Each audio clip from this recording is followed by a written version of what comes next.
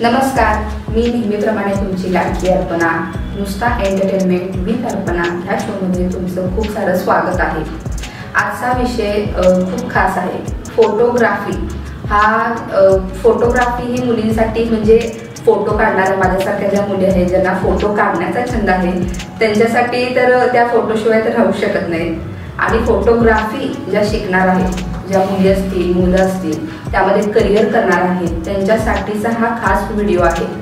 ह्या क्षेत्रातील माहिती आज आपण जाणून घेणार आहोत। आपल्यासोबत रविराज सुतार सर आहेत आणि ते स्वामी विवेकानंद कॉलेजमध्ये प्रोफेसर सुद्धा आहेत। शिवाय त्यांची राजारामपुरीत एक्सपोजर अकॅडमी सुद्धा आहे। त्यांच्याशीच आज आपण खास बातचीत करणार आहोत। तर सर्वप्रथम माझ्या शोमध्ये तुमचं खूप सारं स्वागत आहे। किती वर्षापासून आपली अकॅडमी आहे? अकॅडमी 2010 पासून आहे, म्हणजे आता कंटिन्यू सुरूच आहे अकॅडमी। अच्छा, मग फोटोग्राफी हा फक्त छंद म्हणून करता येतो की प्रोफेशनल करिअर म्हणून पण करता येतो? तसं म्हणलं तर प्रोफेशनल करिअर म्हणून करणं चांगलंच आहे, तो छंद असला पाहिजे तर ते चांगल्या पद्धतीचं करिअर होऊ शकतं। छंद नसेल तर ते करिअरमध्ये तेवढी करण्यामध्ये तेवढी मजा येते। म्हणजे तितका ओतून देता येत नाही जर छंद नसेल तर ओतून देता येत। हा, लक्षात आलं। एक उत्कृष्ट फोटोग्राफर होण्यासाठी नेमकं काय करायला हवं? मग एक उत्कृष्ट फोटोग्राफर होण्यासाठी तसं म्हटलं तर आजकाल सर्वांना वाटते की चांगल्या ॲक्सेसरीज किंवा चांगले इक्विपमेंट माझ्याजवळ असतं म्हणजे मी उत्कृष्ट फोटोग्राफर आहे। माझं तर म्हणणं असं आहे की त्या कॅमेरा किंवा त्या ॲक्सेसरीजच्या पाठीमागं जो काय डोळा असतो, जो काय दृष्टिकोन असतो तो कलात्मक पाहिजे तरच तो एक उत्कृष्ट फोटोग्राफर बनू शकतो। आता तुम्ही प्रोफेसर आहात स्वामी विवेकानंद कॉलेजवर, तर कोणता विषय आहे तिथं? फोटोग्राफी डिग्री कोर्स आहे, फोटोग्राफी आणि व्हिडिओग्राफी याचा 3 वर्षाचा डिग्री कोर्स आहे शिवाजी युनिव्हर्सिटीचा। अच्छा, मग आपल्या अकॅडमीमध्ये काय एक्झॅक्ट काय शिकवलं जातं? आणि कॉलेजमध्ये आता कॉलेजमध्ये तसं लेक्चर बघायला गेलं तर 45-50 मिनिटाचं एक लेक्चर असतं आणि इथं तुम्ही जर क्लास जर घेतला तर 2 तास 3 तासाचा क्लास होऊ शकतो। मग दोन्हीमध्ये काय फरक पडतो?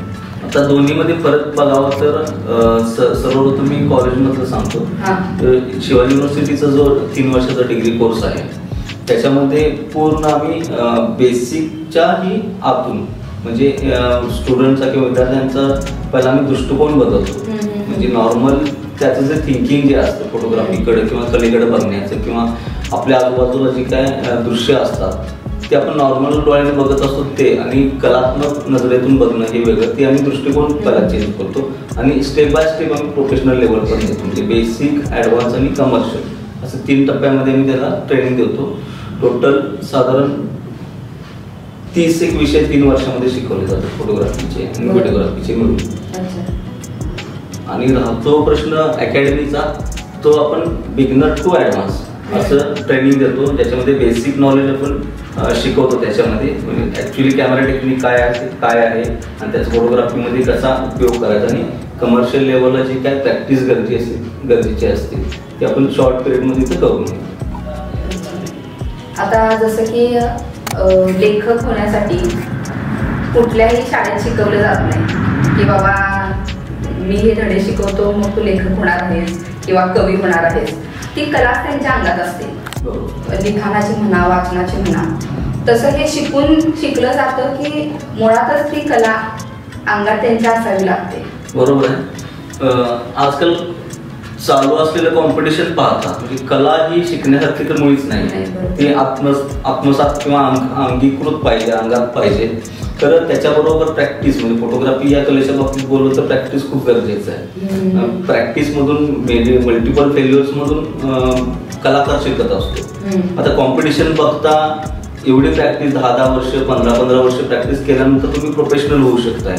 तो पण तुमचं एज किती पुढे जातंय ह्या गोष्टी आहेत। तुमच्या बरोबरीचं कॉम्पिटिशन किती आहे, तर त्यासाठी प्रॉपर मार्गदर्शन जर असेल, ते ज्यांनी 15-20 वर्ष 30 वर्ष याच्यामध्ये काढले त्यांचे अनुभव हे सगळे त्यांनी त्याच्यामध्ये घालून जर ट्रेनिंग दिलं तर जे 15 वर्षाचं आहे तो आपण 3 ते 4 वर्षामध्ये कव्हर करू शकतो। आणि तसं बघायला गेलं तर माणूस हा शेवट पण हा विद्यार्थीच असतो, जरी कुठल्याही प्रकारची ट्रेनिंग घेतली तर तो शिकतच असतो। आता इथं मुलांना प्रॅक्टिससाठी म्हणजे आपल्याकडे काय सोयी आहेत, म्हणजे तुम्ही फील्डवर नेता, इथं इक्विपमेंट तर सगळ्या आहेत असं तुम्ही मगाशी म्हणाला, तर मग फील्डवर तुम्ही नेता त्यांना स्टुडंटना? ऍक्च्युअली ट्रेनिंग हे फील्डवरच असतं. म्हणजे सुरुवातीला आपण थेरॉटिकल देतो, कारण थेअरीचा जास्त भाग नाही. सुरुवातीला फक्त थेअरी माहिती सांगतो आणि सगळ्या गोष्टी ज्या आहेत त्या ऑन फील्डच असतात. मग ते ऑन फील्ड इनडोअर स्टुडिओ असू दे किंवा आउटडोअरला असू दे, वेगवेगळ्या लोकेशन्सवर असू दे, किंवा प्रोडक्ट फोटोग्राफीसाठी कधी हॉटेल्समध्ये जावं लागतं, कधी कधी अकॅडमीमध्ये प्रोडक्ट आणलं जातं.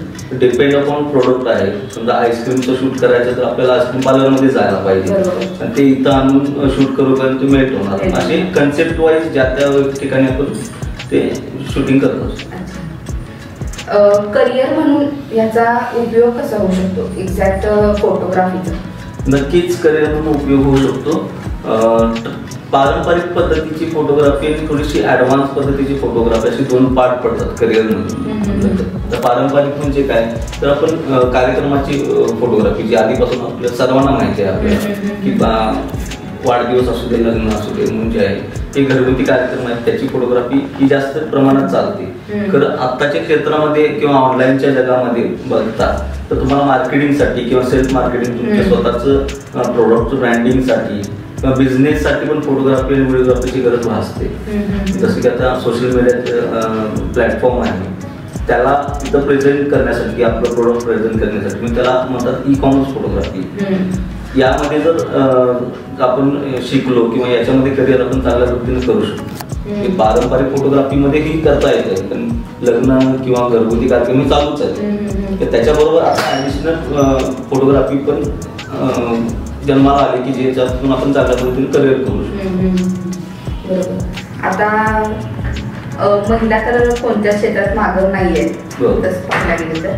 मग फोटोग्राफी म्हणजे महिला ह्यामध्ये कम्फर्टेबल आहेत का फोटोग्राफी क्षेत्रात, आणि आतापर्यंत किती महिला इथे शिकल्यात लेडीज आपल्या अकॅडमीमध्ये? आता 150 पैकी बघायला गेलं तर साधारण 41 मुली इथं शिकून, मुली म्हणता येणार नाही, काही मॅरिड वुमन्स पण होत्या, काही हाऊसवाईफ पण होत्या, त्याच्यामध्ये काही टीनेजेस मुली पण होत्या. म्हणजे तसं बघायला गेलं तर सर्व एज क्लासमधील महिलांना इथं म्हणजे फोटोग्राफी करिअरमध्ये चान्स आहे.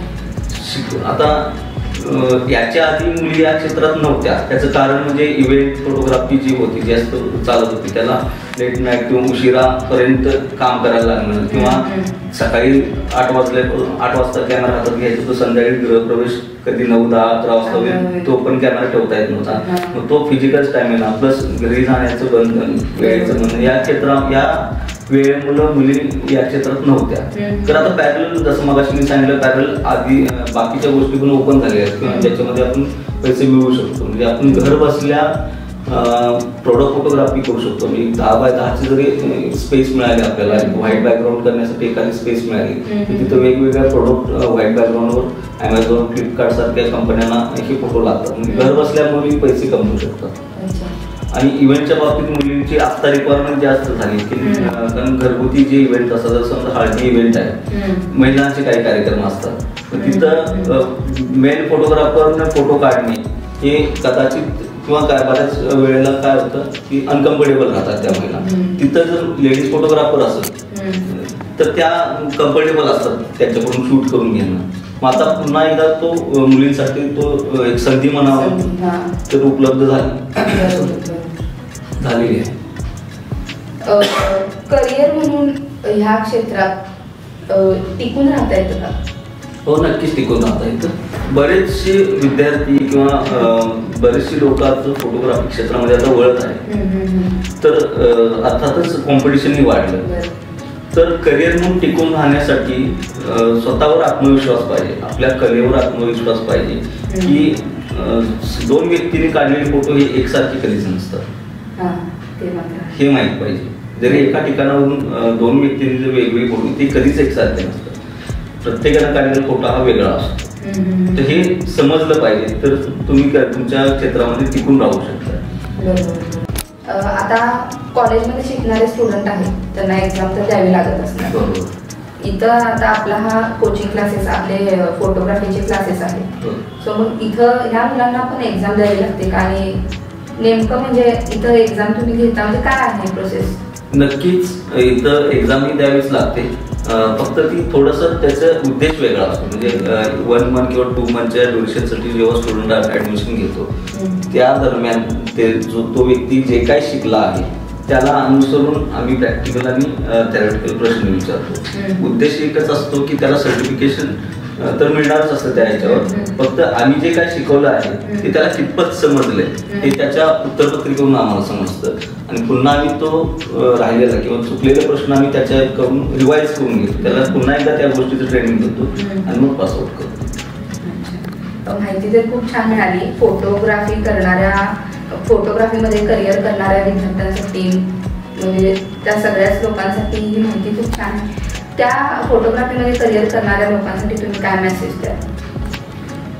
फोटोग्राफीमध्ये करिअर करणाऱ्या लोकांसाठी एकच मेसेज देईन की दराच्या बाबतीत थोडासा चढ उतार या क्षेत्रामध्ये सुरू आहे, तर प्रत्येकानं आपलं स्वतःची कला कितपत चांगली आहे हे चांगल्या पद्धतीने ओळखून दुसऱ्याच्या रेटबद्दल किंवा दुसऱ्याच्या आर्टबद्दल कॉम्पिटिशन न करता आपली कला दिवसेंदिवस किती चांगली करता येईल इकडे जास्त लक्ष दिलं पाहिजे.